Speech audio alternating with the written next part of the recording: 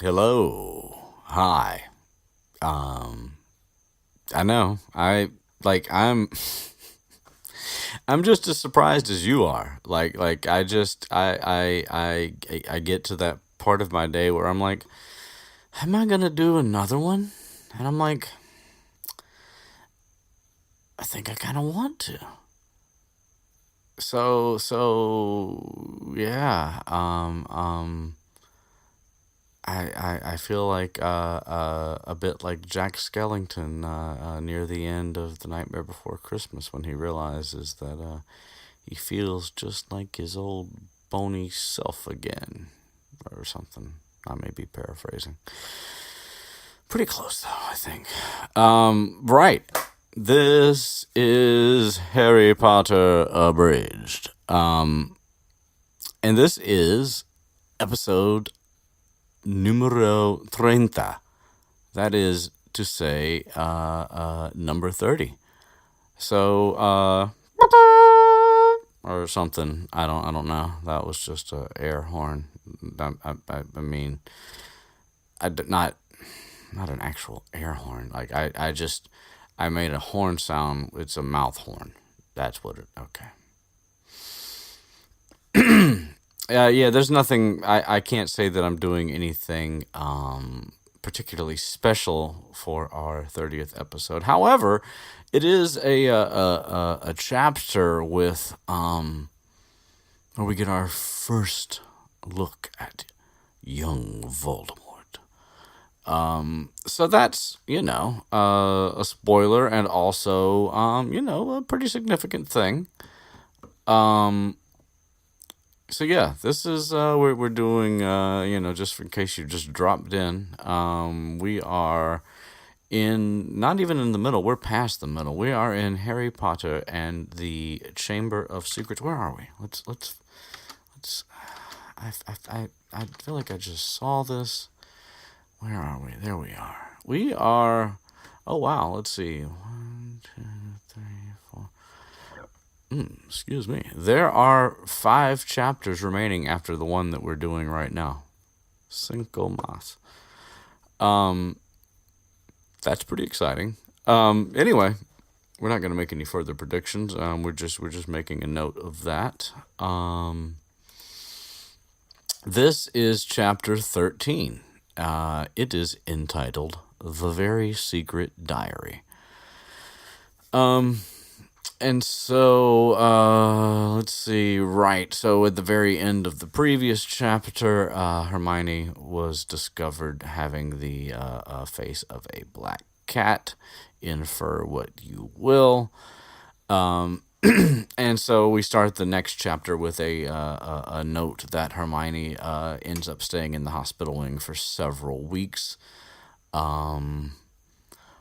Rumors, because people, of course, people are going to think she got attacked because there have been attacks, and so that's what people have been worrying about anyway. So obviously they were concerned that that's what it was, but apparently the rumor got around to what it actually was, I think.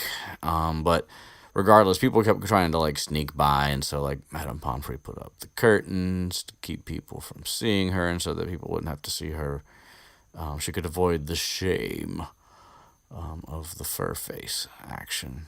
This is way before furry type things were a thing. If you don't know what that means, then that's great, because I don't know much either, and I'm not being funny. I really don't, and I'm glad. Let's see.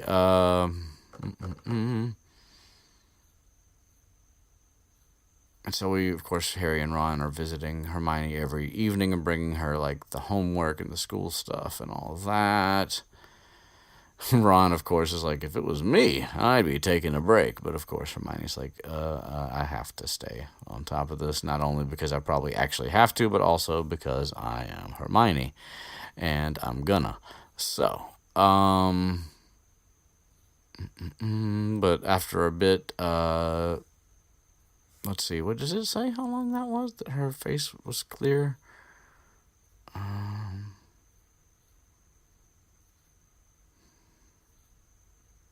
doesn't seem to, actually. But whatever, some time has passed.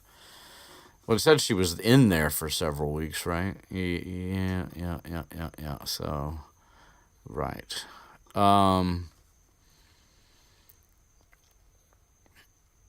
and so they're kind of like lamenting the fact that their whole experiment with the polyjuice potion gained them some small knowledge, but mainly just nothing to do with the attacks or the heir of Slytherin. So yeah, so they're still kind of licking their wounds on that one a bit.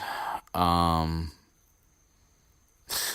Ron spots a get well card from Lockhart, and he spots a get well card, and Hermione tries to stuff it out of the way, but Ron's quick. Ron should play Quidditch sometime. Oh right. Oh, Ronald. Anyway, right, and so it's it's a get well card from Lockhart, which includes his full signature. He's like he's like Daenerys Targaryen. He's got Order of Merlin, 3rd class, honorary member of the Dark Force Defense League, and 5-time winner of Witch Weekly's Most Charming Smile Award. And it's like you see every time he's able to put his name to something, he might even just say it. Um, Anyway, he's not really much at all like Daenerys Targaryen, except that he's got some weak ass titles, and hers are not really so weak. Anyway, dun dun dun dun, and Ron's like, "You sleep with that under your pillow, do you? That's cute." And Hermione doesn't have to deal with, should I say, that remark, because Madame Pomfrey comes over right on cue, and it's time for some medicine. And so Harry and Ron set back off for whatever they're gonna do. Homework by Snape, it looks like. Dun dun dun dun.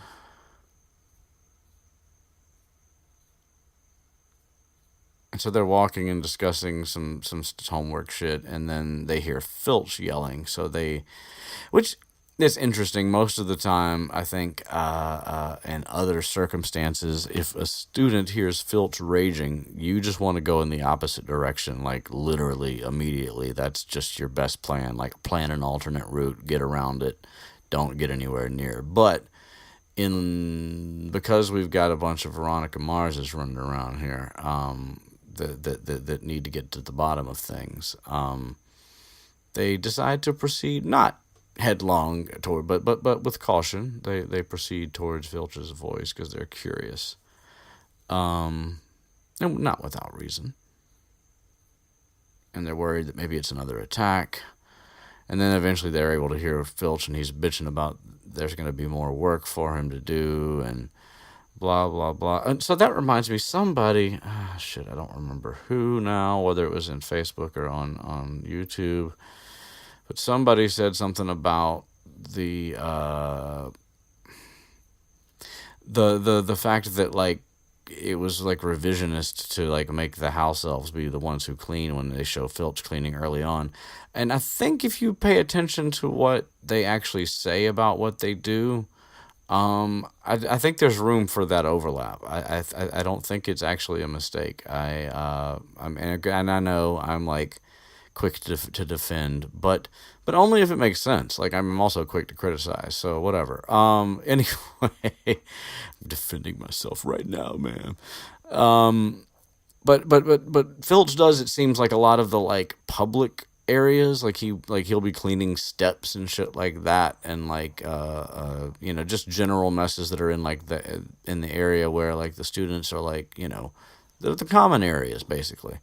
Whereas it seems like the house elves kind of like they're responsible for the kitchens, obviously, but they also like tend to like the common rooms, so they're like taking care of the personal areas. I totally just came up with that, but I feel well. Okay, that's not entirely true. I came up with I had the thought. Came up with like it's so fucking novel. I had the thought that that there was room for them to sort of like do different tasks recently, in the last few days or something like that. But I just had the idea about like the common areas versus the like private areas thing just now. Like I actually like put it into words or whatever with thoughts and things like that. And then that seems to kind of fit in some sort of strange way, especially because Filch, like in that kind of proximity to students, is just not a good plan. And house elves are good at being like quiet and like not disturbing people because they do stuff after students go to bed. They tend to the fires and like like clean up the common room and stuff like that. And I know they could have been mentioned earlier, but the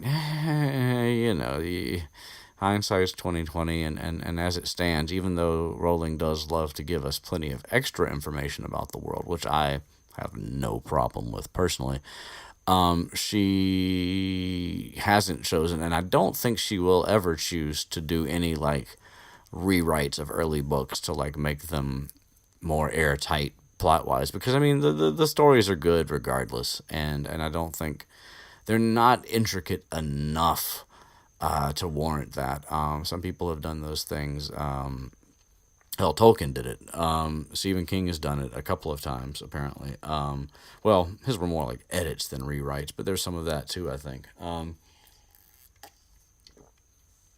I'm not super up on the King things. If you know more about it than I do, that's probably how it ought to be. I just happened to the first edition of The Stand, and I mean, I've only read like, is that the only book I've read by him? It's possible. Anyway, when I read it, I read like the one where he'd gone back and like re-add. It was like literally like the director's cut type of thing because they weren't editorial choices. They were like budget choices apparently. Literally like how films get the scenes edited out, the book got stuff edited out because back then publishing cost more, and print media was the only way you got books. And so right, anyway, wow, tangents, but you're here for that, right? Wow, how did we get there? Right, Filch and the house elves. So we're back to Filch, and so they hear Filch bitching about having to clean up more, and this is the final straw, and he's going to Dumbledore. He's always going to Dumbledore. And so they hear him stomp off somewhere, and then they poke their heads out, and they go to inspect, as they are wont to do. And they realize that they are yet again back on the spot where Mrs. Norris was attacked. Mysterious. And anyways, then they realize that there's like water all over the floor again, the same way there was the night that Mrs. Norris was attacked. But no attack has happened this time. But nonetheless, there might be some correlation being drawn here between this location and the events that are gonna happen after these events. Okay.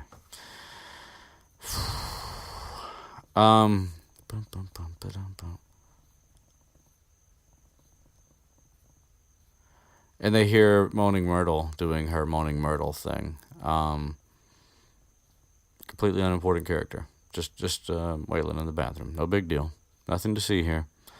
But they go and see, of course. And so they hike their robes up and tread through the water and do the thing. And Myrtle is crying louder and harder than ever they have heard her. So they get in there, and Harry's like, "Well, what's up then, Myrtle? What's happening?" And that's the director's cut version. I have a copy. It's very personal. Anyway, and so Myrtle's like, came to throw some more shit at me, huh? That's cool. And they're like, what? And she's like, well, I don't know, but somebody threw some shit at me, and she's like, here I was just thinking about death or whatever she was doing, um, and of course, ghosts are, it seems, at least the ones that we get to hear their opinion on the matter, ghosts are fairly sensitive about the whole, shall we say, being dead thing. Um, so when you say things that like take for granted the fact that they're dead, like they're supposed to just be okay with it and comfortable with it and cool with it, they don't respond well. And Myrtle, being that she's already an overdramatic, like early teenager or whatever she is, it's even bigger of a deal. You know, like if it's nearly Headless Nick, he's just like, well, I think I'll go float over here. But with Moaning Myrtle, it's like it's a whole different thing. Anyway, right, and of course Harry doesn't do that, and then Ron, of course, I think pulls one later, but usually it's Ron, but Harry did it. He's like, it wouldn't hurt you, right? It would just go through you, and she's like, oh yeah, let's just throw books at me. That'll be cool. I'm dead. 10 points if you can get it through her stomach. 50 points if it goes through her head. Yeah. And so, yeah, I mean, don't get me wrong. She does have a point. It's just her presentation is all I'm saying. And it's not just this time either. That's the other thing that I'm saying. Anyway, and so Harry's like, well, who threw it at you anyway? And she's like, I don't know. I was just sitting here doing my death thoughts, and plump, there goes a thing, which of course also means that the person who threw it wasn't throwing it at Myrtle. She was actually either mostly or all the way out of sight at the time. It just went through her head. So there's that as a side note. She's an easily offended one, that Myrtle. She had a hard war. What in the world? Let's see. So anyway, Myrtle's like, yeah, they threw a book through me, and it's over there. And so Harry's like, huh, what's this book? And Ron's like, whoa, hey, yo, whoa, time out, bro. You don't know that book might be, like, cursed or some crazy shit. And you know, it's worth pointing out that Ron's instincts here, while it didn't seem that way at first, actually are spot on. He like learned something from his father, and he took it to heart. And it helps that Mr. Weasley is able to illustrate his points with all these like true life stories of shit that happens in his department and in others in the Ministry, because he actually has direct access to a lot of these situations. So that probably is why, like, you know, even with Fred and George being as mischievous as they are, they never outright endanger anyone on purpose. Like, they test their products on themselves instead of other people. Like, I'm talking about their products like we're like 2 books from their products, right? But whatever. Yeah. Anyway, right. So point being is that Ron has like his instinct just to be like, don't touch that shit. It could do any, like, he gives examples. He's like, my dad told me about this and this and this and these books and that one. And Harry's like, yeah, that's cool, but we won't find out if we don't pick it up. And he's like, slips around him, and he's like, oh, that's a clever trick, Harry. Good one. Good on you, mate. And so Harry picks it up, and of course nothing directly happens to him. And he sees that it's a diary with a faded year on the cover. And not for the first time, I thought today, do they normally print years on diaries? Is that how that works? Are they like calendarized? I've seen so many just like generic journal books that just have like lined paper inside of them and cool covers that I don't know that I've ever actually owned a real diary before myself. So I don't I just wonder. I mean, like, it's a very convenient plot point, obviously, because we find out that the diary is 50 years old. And it's also convenient that she doesn't, instead of saying what the year is, she just says that it's 50 years ago. So that way we don't have to, like, if she screws any numbers up at some point in the books, like, there's just, it's just easier to leave them out. It's kind of a smart way to tell the story, in my opinion, because the point gets across without getting too technical. I mean, even though I understand that basic fucking math applies, and if we figure out when any of the years are that the book takes place, you can do the rest from there. I get it. I'm just saying. Doesn't make the reader start, like, instantly doing math in their head, is what I'm trying to fucking say. I mean, maybe it does some people. That's whatever. But a number itself, I think, a year itself, I mean to say, would have people like, was that, how long ago was that exactly? It also, I guess, now I think about it, it also makes it easier to, like, reference later, instead of being like, in 19 such and such, like, they're just like 50 years ago. 50 years ago, and that happened 50 years ago, and that's how, oh my god, that those things can happen. You can't do, I mean, it would sound a lot, like, sillier if they were saying a year over and over again instead of 50 years ago. I think it's, hope you learned something there.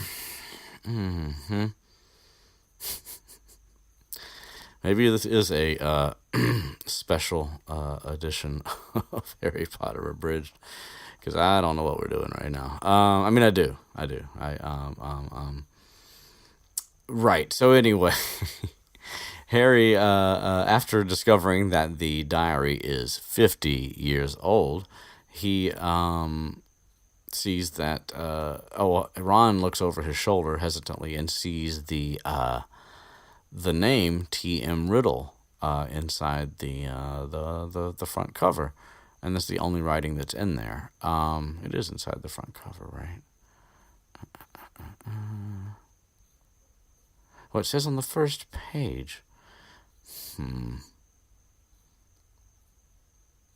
hmming because of how the diary acts later on. It always absorbs ink and ink disappears.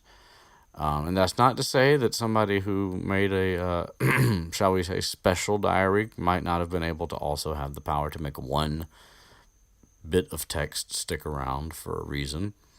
I don't know. But if it had been written on the inside of the cover, then it would have made it be like, oh, well, the pages are in... Okay. This is where my brain's going today, so we're overanalyzing everything. I hope you're okay with that, because I don't seem to be able to stop.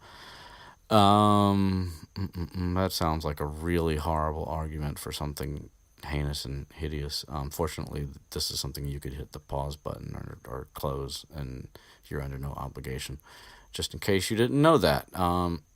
Consent. It's important. And so Ron sees T.M. Riddle, and he's like, he got a special award for services to the school 50 years ago. There's that 50 years ago again on the same page. And Harry's like, wait a minute. How? Ron? How? And Ron's like, well, remember when we had detention and I had to polish all the shit in the trophy room? I had to polish his award for special services to the school. Which is kind of weird, too, because, like, well, I mean, maybe it's because of his not having, like, a normal home or something, but I'm like, wouldn't a special services award to the school, like, go with the child? Like, not stick. It's not a Quidditch cup. It's not really a school property. But again, it's useful in the plot, and it doesn't seem completely out of place there, especially again with Riddle growing up in an orphanage. Spoiler alert. That's yeah. I guess it's kind of makes sense, because Hogwarts is kind of like his home too. It's one of the you don't have too many sympathetic elements for Voldemort's character. But at one point, you do kind of have that like picture of like he is, in some ways, like how well, Harry obviously, Hagrid, Voldemort. I said Voldemort. Snape. Like there's a lot of people that like sort of feel their first sense of belonging when they come to Hogwarts. And some of those turn out to be good people, so to speak, relatively speaking, and some of them turn out to be fucking evil in every way speaking. Um, so yeah, right. We are flying through this one, boy. Whew. Trains on tracks. I mean, tracks on whatever. Ruined that one. Anyway, and so we find out that Ron polished that trophy. It was the one that he burnt some slugs on, so it took him an extra time to get the slime off.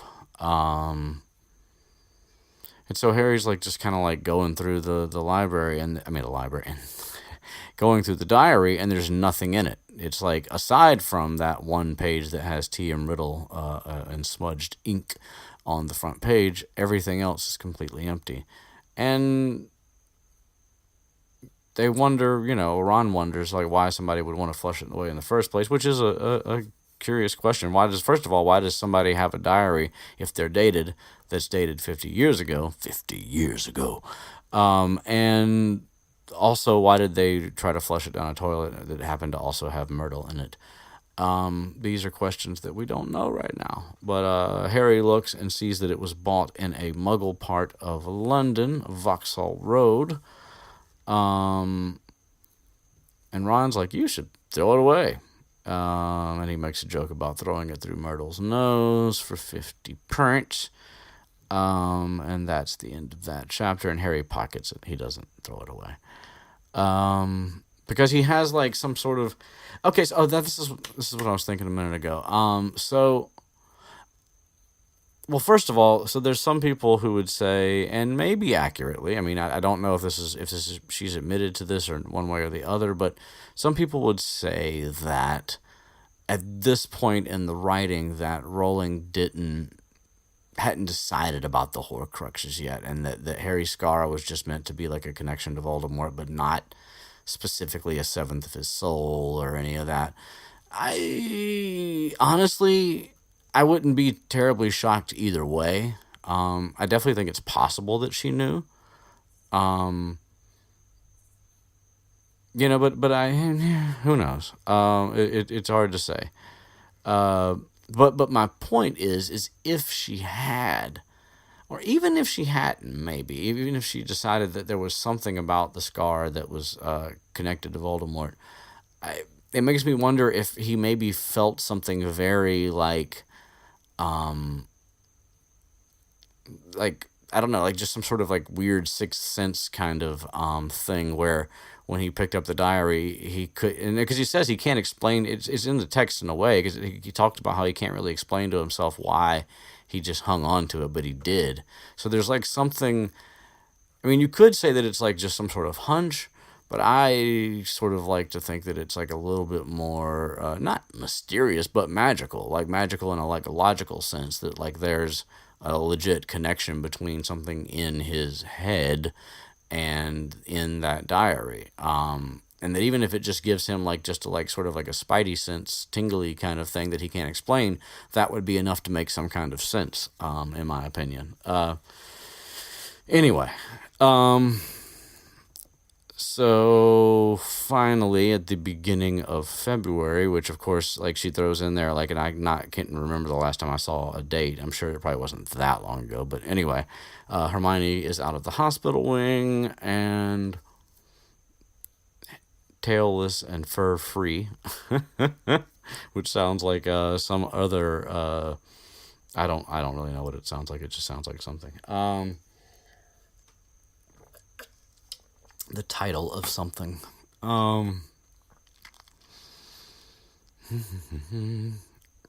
So Harry tells Hermione about the diary, and she's like, "Oh, it might have hidden powers." And so she takes a look at it, and And Ron again is like, I don't know why you don't chuck it, Harry. And so like it's interesting because Ron, his like instinct has been from the get go, even though like it's for different reasons in a way. At first he was like advising caution logically because like he didn't want Harry to get cursed by a book. Now he seems to not sense anything weird about it, and so he's like, "Why are you keeping an empty diary and you're not writing in it either?" So like, what are you, WTF, Harry? And Harry can't really explain it. But he also says, "I wish he's like, I want to know why somebody else did." And so there is that argument that it's just like a hunch that he has that there's like a reason why this means something. That there's nothing magical going on. It's totally logical. I opt for the other, but it could make sense either way, or a bit of both, perhaps. But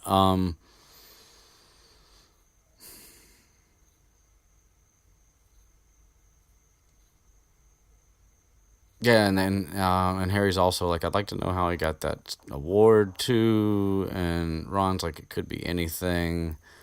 Um,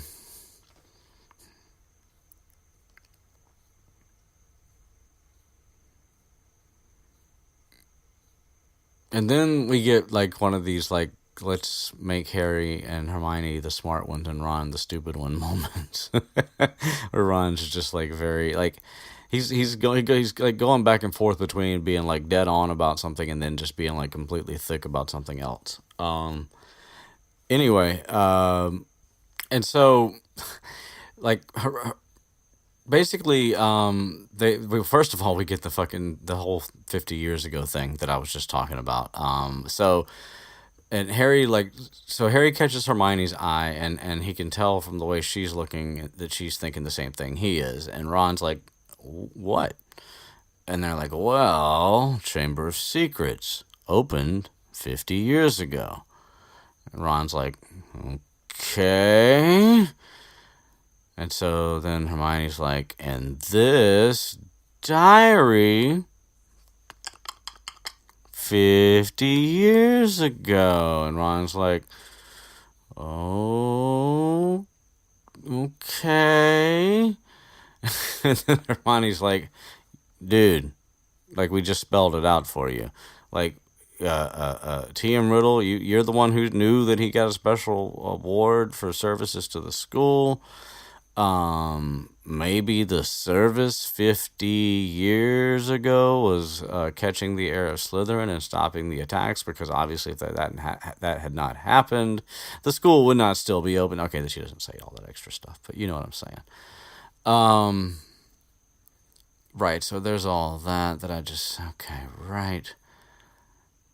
And of course Ron is like, I mean, in a way, I could see why this would be like why he was thick about the other thing if this is where his head's at, because he's like, well, there's this little, it's a great theory and all, but there's one little problem.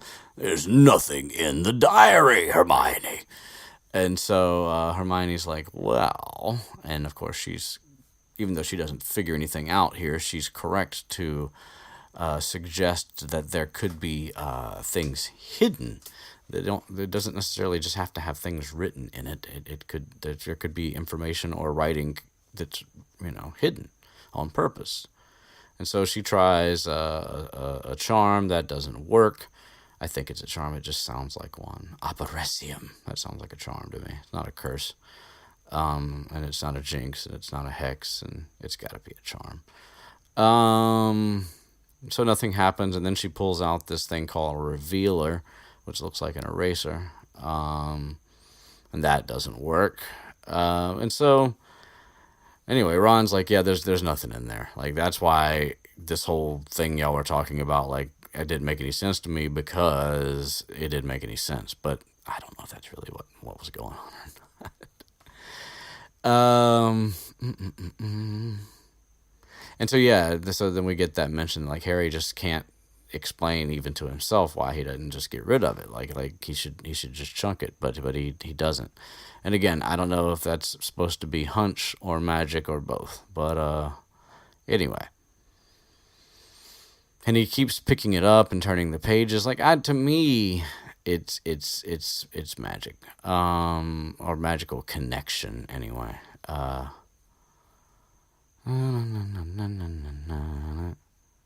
like he's drawn to it. He just doesn't have any idea what to do with it yet. And it even says that it's like it's almost like Riddle was a friend that he'd had when he was small and was half forgotten. But of course, he realizes that in real life that couldn't have happened because he didn't have any friends because of Dudley prior to Hogwarts.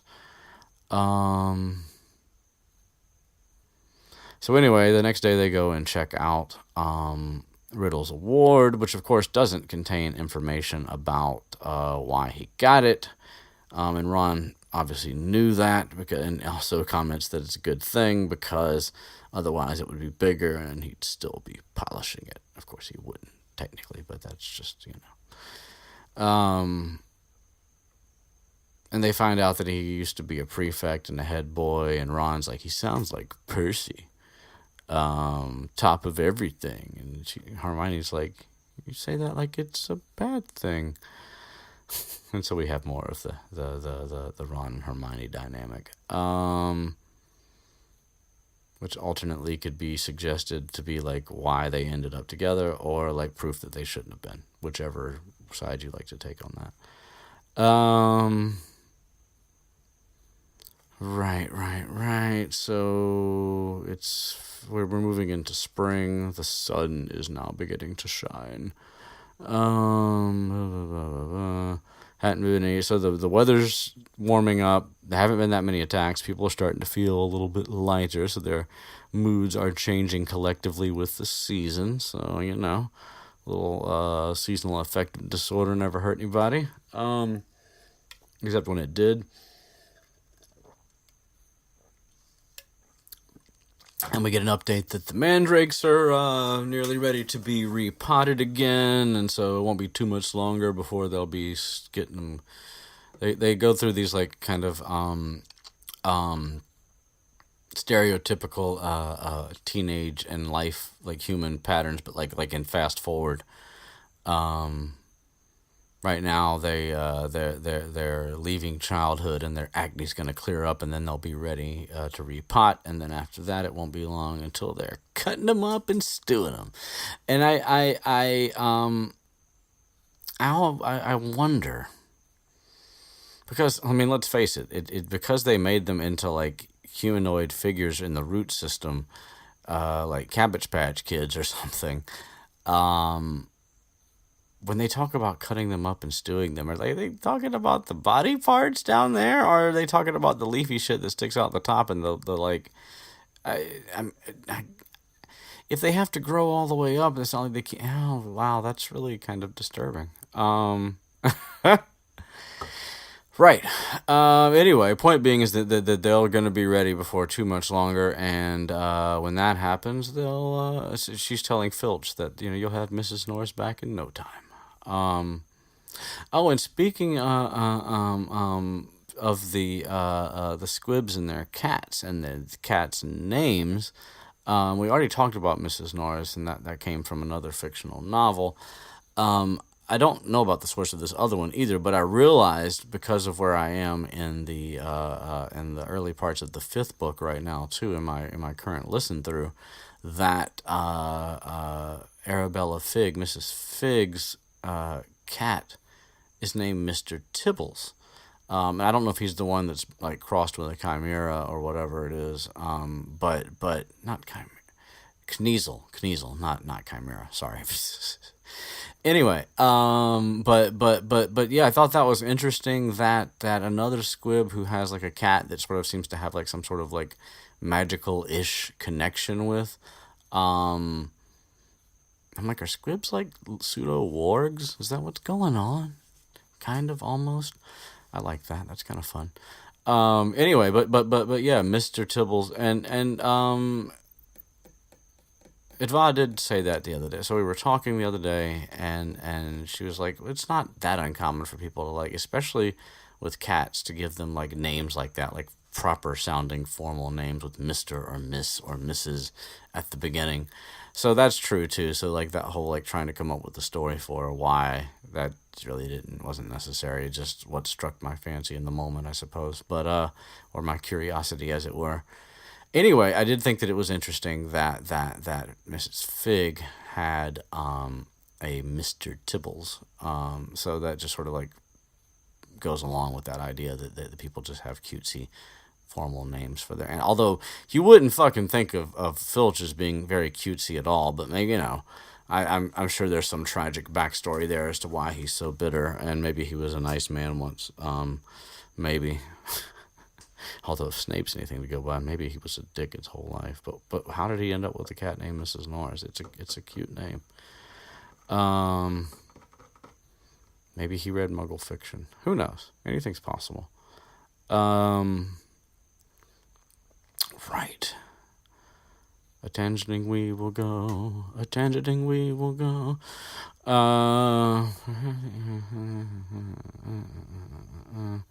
So yeah, people are just like in general starting to think maybe all this attacky stuff is kind of fading away with the winter, kind of, without thinking of it quite like that. But of course, we find out that Ernie Macmillan is still skeptical of Harry, because he gave himself away at the dueling club. Peeves is still singing his "O Pater, you rotter" song with a dance routine. Lockhart is seeming to think that everything has stopped because of him, and because Harry hears him telling McGonagall and he's tapping his nose and winking while he's saying it. He thinks that the chamber has been locked for good this time. And it's all down to his the culprit knowing that he was gonna catch him and come down hard on him. Yeah, those are things that he says. And he's like, you know what we need right now? A morale booster. And it just so happens to be right about Valentine's. And yeah, so that happens. He basically decorates the hall in a bunch of lurid shades of pink and red and shit. And Hey, look, I said lurid before I found it on the page. There it is, though. Heart-shaped confetti. I mean, like, just like it, like Valentine's Day threw up in the Great Hall, basically, is what it looks like. And so, yeah, then Ron, well, sorry, let's just, yes, Lockhart, gets to his feet and gets everybody to be quiet, and basically launches into this whole little spiel about Valentine's Day and how he's taken the liberty of arranging this little surprise. And then he also has a troop of dwarfs who are, in this particular world, it seems like they're kind of like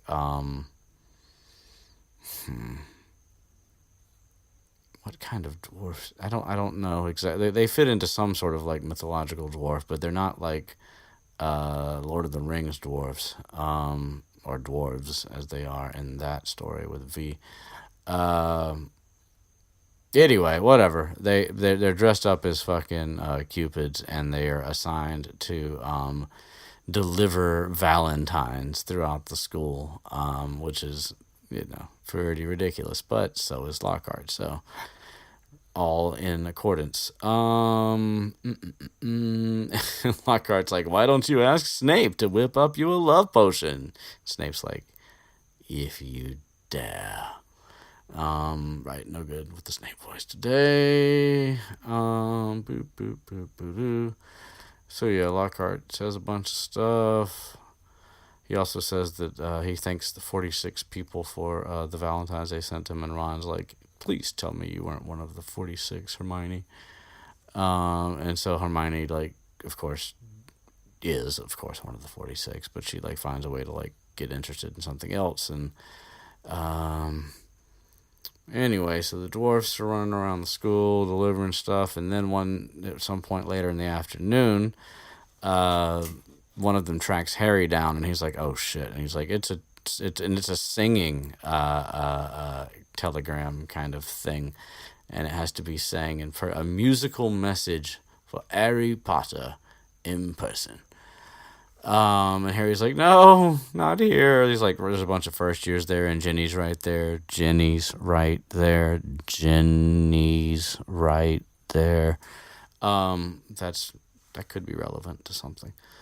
And so then he like tries to get away, and then like he drops all his shit, and there's like a big crash, and his bag grips, and all these things happen, and there's ink everywhere, and that's also important. There's ink everywhere. It goes right down on the middle of everything in his bag. And so Malfoy shows up because of course he does, and Percy shows up because of course he does, and Harry's like, ah, and he tries to run for it, but then the dwarf seizes him around the knees, and he fucking crashes down to the floor. I mean, there's a lot of physical comedy in this chapter, in this scene especially. Shit crashing everywhere, and then Harry running and then falling and crashing back to the floor, and then the dwarf, now sitting on Harry's ankles, pinning him down, kind of, sort of, is gonna sing his thing, and it's I'm not gonna do it, but it's right, it's a little sung poem about his eyes being a certain kind of green, his hair being dark, and he's also the hero that conquered the Dark Lord. There it is. There's like the bulk of it. Sans rhyme, sans words, sans a few things. And Harry's just like, oh, hashtag mortified. And so he tries to laugh with everybody else, but it's rough. And then he's just like, ugh. And Percy's trying to disperse is the word I'm looking for, the crowd. And of course Malfoy has the diary. He picks it up off the ground, because that's the whole reason he's in this scene right now. And Harry asks for it back, and then Ginny sees it, and she's staring from the diary to Harry, and she's looking terrified. So that's important. And Percy's like, give it here, Malfoy. And he's like, when I've had a look. And Percy's all like, as a school prefect, and Harry's like, motherfucker, Expelliarmus, bitch. It works with whatever I want it to work with, including that diary in your hand. Boom, here comes the diary. And so Ron catches it, and so that's good. And Percy's like, Harry, you can't do blah, blah, blah, as a school, blah, blah, blah, blah, blah, blah. And Harry's like, you know what? Fuck all y'all. I ain't asking none of this shit. And so Malfoy's mad, and Harry's mad, and Percy's mad. Everybody's mad, except for Ron. He called the book. And Malfoy's like, looks at Ginny. He's like, I don't think Potter liked your Valentine very much. And I'm like, so we get a little insult to injury, because Ginny now is completely mortified, and Harry's like extra super mortified, and so it's just a bunch of mortification. And then Ron pulls his wand out, and Harry's like, nah, bro, slugs, no, don't do it. And so and so they get to Charms class, and it's then that Harry realizes that after all that ink spilled on his books and such, that the diary isn't drenched in all of that, and it's scarlet ink, so it's not even like it was black on it; it's red, and it looks clean, it looks dry, and so Harry's like, huh, Ron, check this out, and Ron's like, my wand's broken, bro. I'm just do what you're doing. And so this has given Harry like a little bit more of an inkling of what to maybe try to do with it. So he goes to bed before everyone that night, and he decides to, let's see, where are we? So he pulls out some ink, a new bottle, and he dips his quill in it, and he just drops a blot of ink on the page to see if it does what he thinks it's going to do, and it does. It sinks in and disappears, and it's not like on any of the other pages. It's just gone. So he writes his name. My name is Harry Potter. And then it disappears, and then dun dun dun dun, writing comes back, and it's like, oh, I'm Tom Riddle, blah blah blah. How'd you get my diary? And so a little conversation springs up, a little back and forth, a little tete-a-tete. It's probably not how you say that. Harry's like, well, yeah, somebody flushed it down a toilet, and then old Tommy there, he says, well, fortunately, I recorded my memories in a more lasting way than ink. And Riddle's like, this diary holds memories of terrible things which were covered up, things that happened at Hogwarts. And Harry's like, yep, that's where I am, and bad stuff's happening now. What about the Chamber of Secrets? And he's like, yes, I know. It was 50 years ago. Actually, he doesn't say that here. He says it was in my 5th year. And so, yes, then there were attacks then, and eventually a student ended up dying, which we knew, but he's telling it, to Harry now, and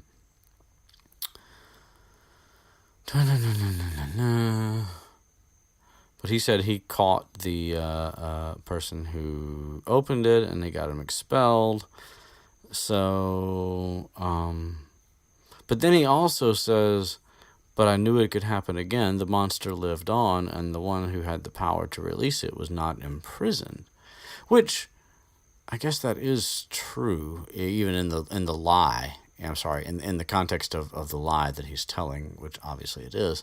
I mean, obviously not obviously if you're going through this for the first time, but if you are, well, and if you've gotten this far without reading, then you obviously are immune to spoilers anyway. So, but anyway, in the context of the lie, it works anyway. So never mind. I was thinking that it didn't for a second there, but he's like, yep, they gave me a trophy, but they put out a lie, basically that the girl died in an accident. And so Harry's like, yeah, the same thing's happening here, all over again. And Riddle's like, I can show you what it was like last time. I'm sorry, Harry's like, who's behind the attacks? And he's like, I can show you. And he's like, what does that mean? And he's like, I could take you inside my memory. And Harry's like, I don't know what that means. And then Riddle's like, let me show you. And Harry's like, oh, okay.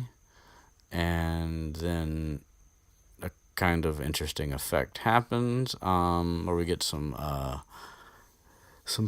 pensive-like action before the pensive is introduced as a device in the story, where basically the diary suddenly has a little window in it, like a little television screen, kind of.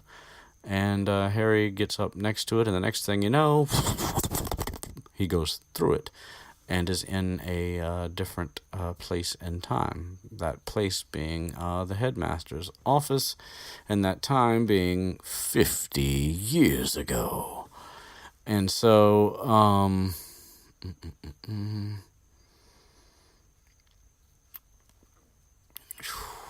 right.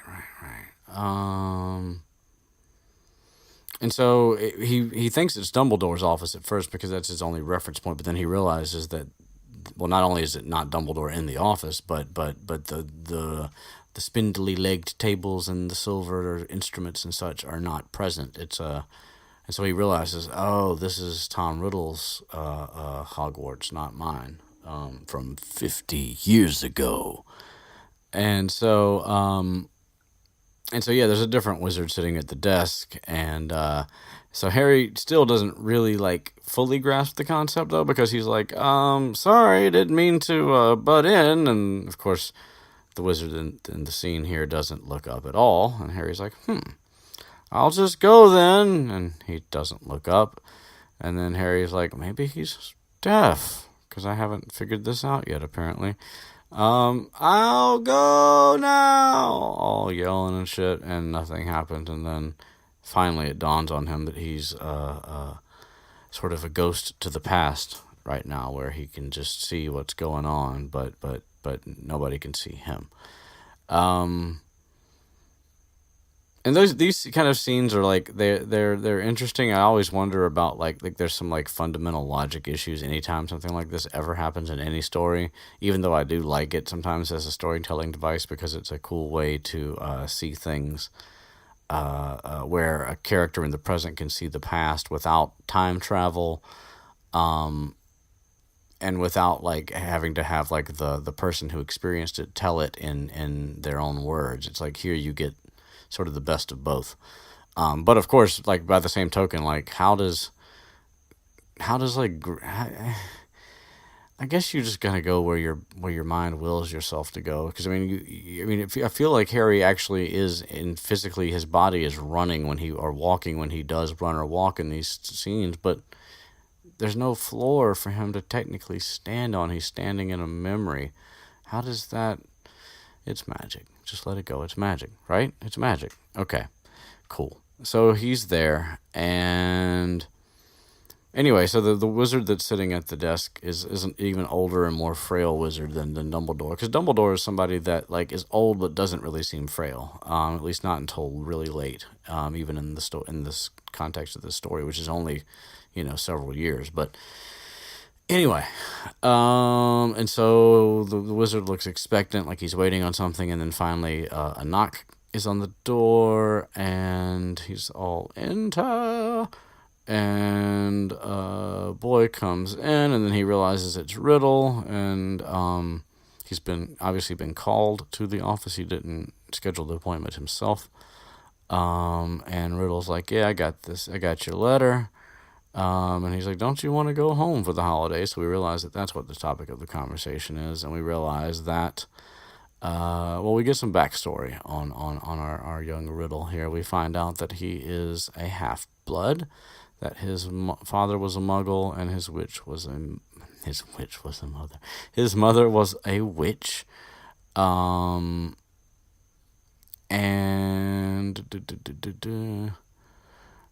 And he asks if he's going to ask if both of the parents are dead, but Riddle cuts him off and says, "Well, my mother just died died just after I was born, and she named me after Tom after my father and Marvolo after my grandfather."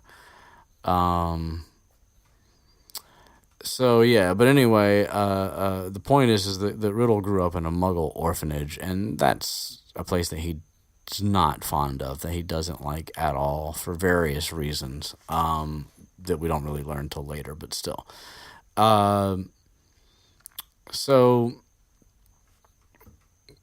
This is Professor Dippet, by the way, who is the current headmaster at the time that Riddle's there. Anyway, Dippet's like, if things were under normal circumstances, we could probably let you stay, basically. But with all these attacks happening and everything going on, like, I can't do that.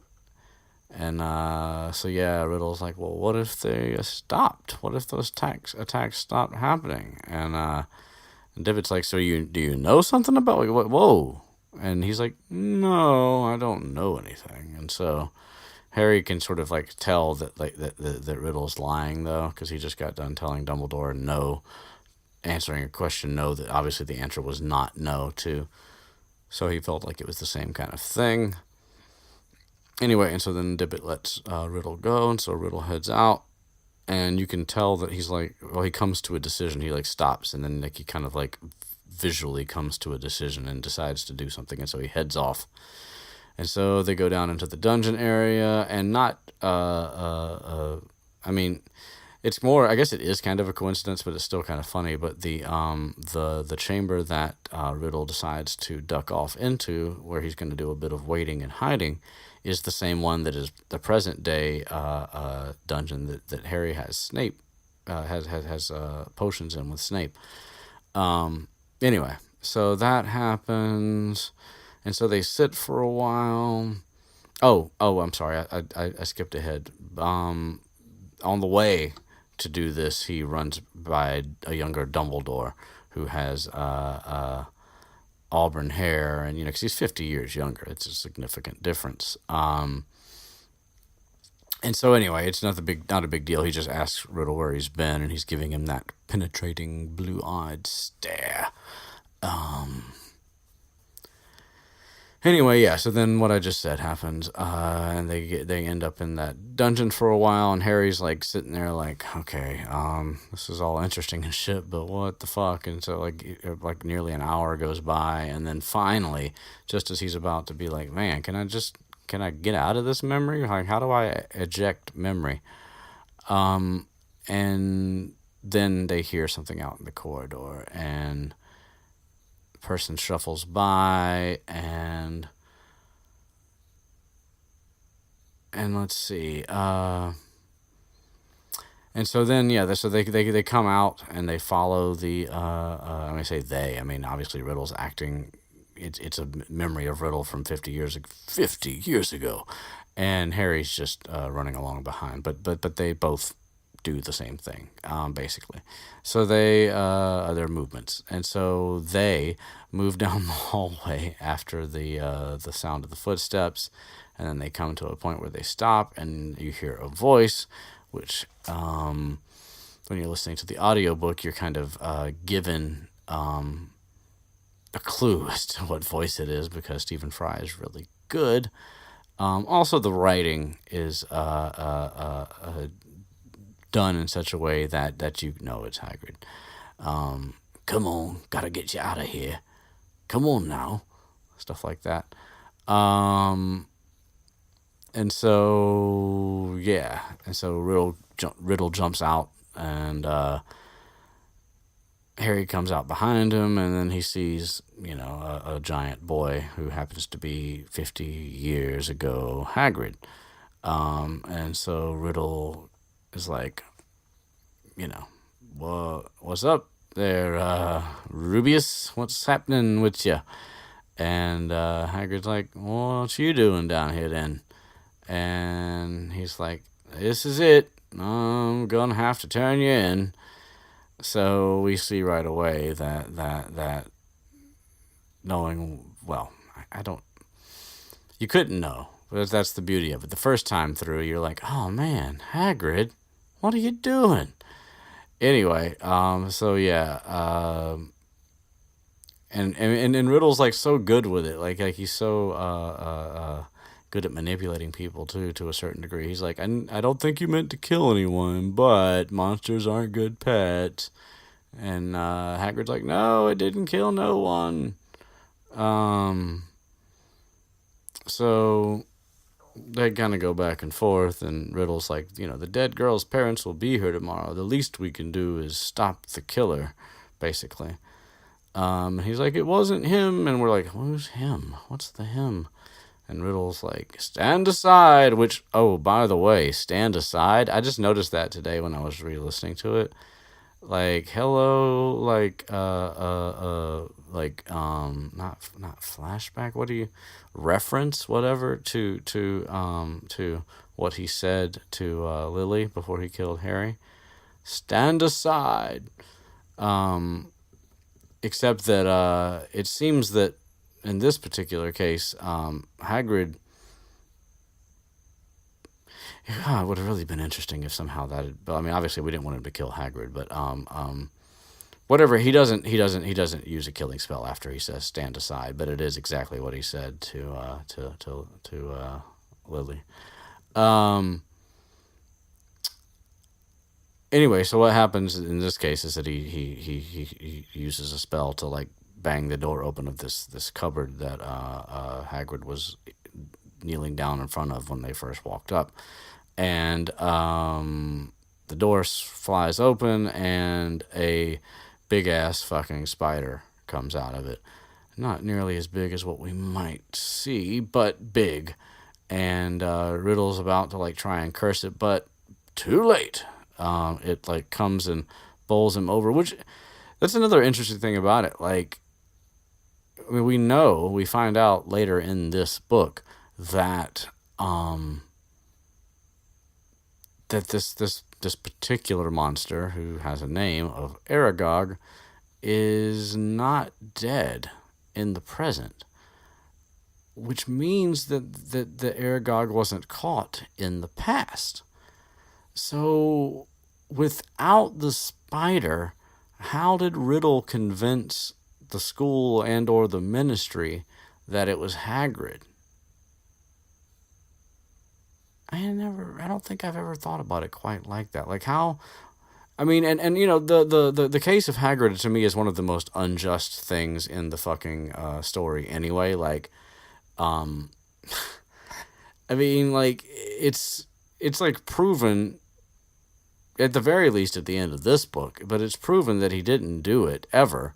So, I mean, and I know Dumbledore gives him some restitution. Like, obviously, his wand is repaired, and he has it in his umbrella, and he can use it sometimes when he needs to, whatever. But that's not justice. That's just like Dumbledore doing what he can for him. But like, and it just, I mean, it goes back to, I guess, like Hagrid's actual like parentage and all of those things. But it's like, for all intents and purposes, he should have been fucking reinstated. He should have been given a new wand, and he should have been allowed to finish his magical education, or get his magical GED, or whatever the fuck. Anyway, so Hagrid freaks out because, you know, so he goes running.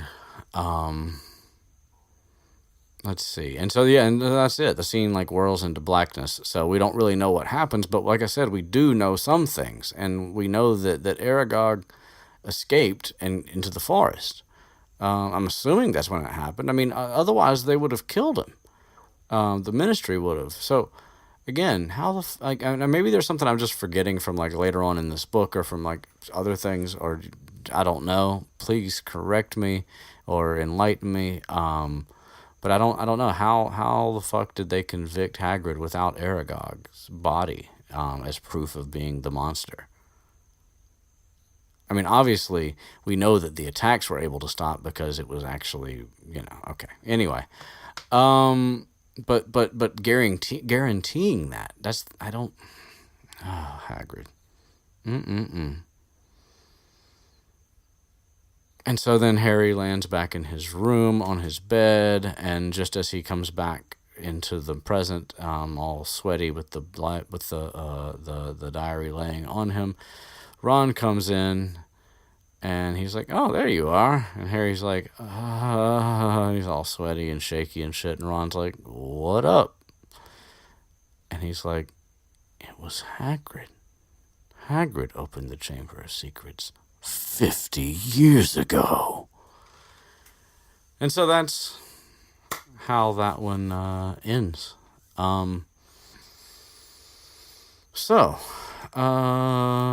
What did we learn here? Actually, let's just see if, I'm trying to be like consistent with this, but let's see if anybody said anything in the last video comments for the last video.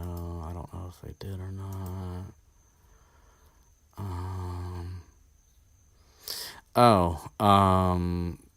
Jorge did enlighten me that Chudley is not a real place, but it's supposed to be, so the Chudley cannons are based out of a fictional place. That doesn't surprise me. I just was wondering, because she uses so many real locations that wasn't sure.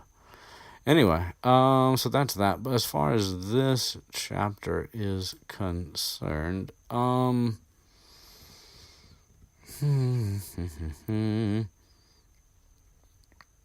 just thinking here. Let's see. So I mean, obviously, we get our first look at Tom Riddle, and that's a big deal. We also get, we see that we can say now that he manipulates Harry's perception of the past by showing just a certain piece of it, and framing it very, very wisely, to tell a specific narrative that indicates Hagrid's guilt, which we get to look at that in a few different ways upcoming, and how different people react to that idea that Hagrid could be the one. Lockhart is still an idiot.